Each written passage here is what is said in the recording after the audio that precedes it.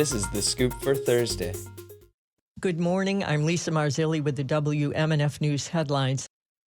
Progress Village in eastern Hillsborough County is claiming the title of the first Black community in Florida to adopt a solar microgrid.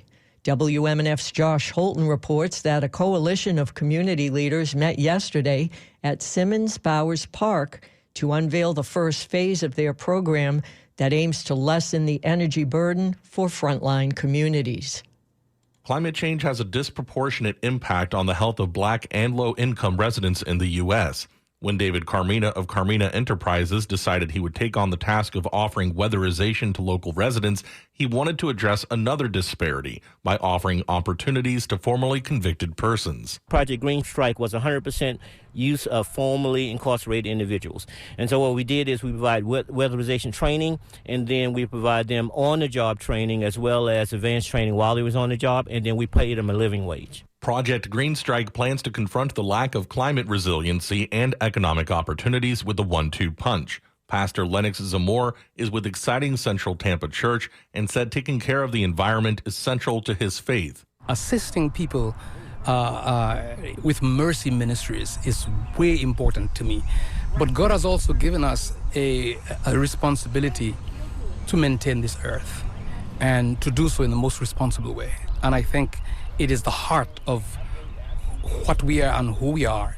Marta Pearson is with PowerNet of Tampa Bay, and they are helping with providing resiliency for the returning citizens by giving them skills to secure green jobs and housing. To learn how to make better decisions, how to manage better relationships so that they have the support of their family, they build a community of friends, they build a community of professionals who support them, guide them.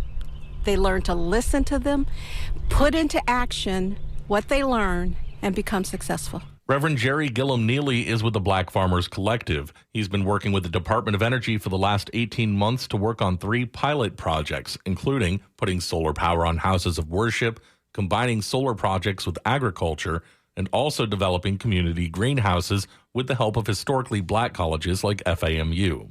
This planet is having some problems, and we see evidence of it with all of the announcements of the catastrophes that are current news. And so we have some contribution to give. African Americans in this country have always contributed. And on this planet, we've always contributed. So we come into the front. This is a problem that needs to be corrected, and so we're going to offer some leadership. We're not going to ask you what we should do about it.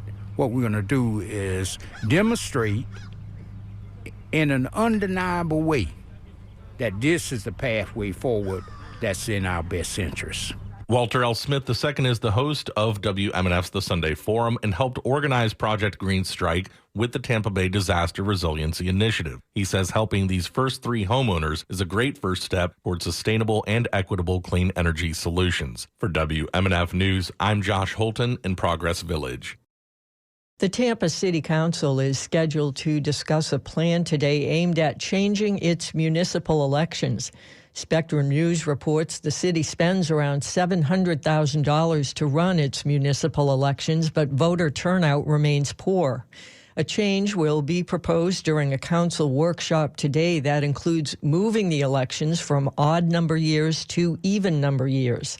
Attorney Matt Newton says during the last presidential election, turnout in the city of Tampa was around 70%, compared to the most recent odd-year municipal election in March, which saw just a 13% turnout.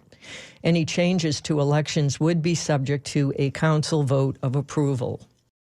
WMNF's Colleen Cole reports researchers at the University of South Florida have received a grant for dementia prevention from the National Institutes of Health, or NIH. According to an email media release from the University of South Florida, researchers are continuing their analysis on dementia prevention through a clinical research study called Active Mind. The 5-year grant will examine whether computerized brain training can reduce the risk of dementia, such as Alzheimer's disease. To qualify as a volunteer for this study, you must be 65 years or older or have mild cognitive damage. You can find more information at activemindstudy.com. For WMNF News, I'm Colleen Cole in Tampa. A North Florida lawmaker is calling for the state to hold a bear hunt after a county sheriff raised the issue as a way to help manage the area's bear population.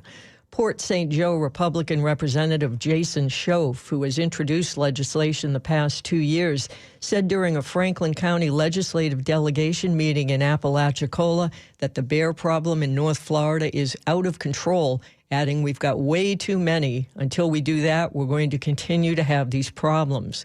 The state last held a hunt in 2015, which was expected to result in 320 bears being killed over a 1-week period. However, after only 2 days, 304 were dead. The Fish and Wildlife Conservation Commission, headed by 7 commissioners appointed by Governor Ron DeSantis, is scheduled to meet October 4th and 5th, but the agenda does not include a discussion on bear issues. The state's so-called insurer of last resort is seeking a double-digit rate increase for Florida policyholders. Customers of Citizens Property Insurance could see their rates jump by 11.5% if regulators approve the company's request. In June, regulators denied Citizens' request for a 12.6% rate hike. Yesterday, Citizens presented a revised plan with a slightly lower rate during a meeting with insurance regulators in Tallahassee. In weather, it's going to be partly cloudy with a high of 89 and a 50% chance of afternoon showers. The same forecast is on tap for Friday, but with a slightly better chance for some rain. I'm Lisa Marzilli with the WMNF News headlines. This is The Scoop, recorded at WMNF Tampa.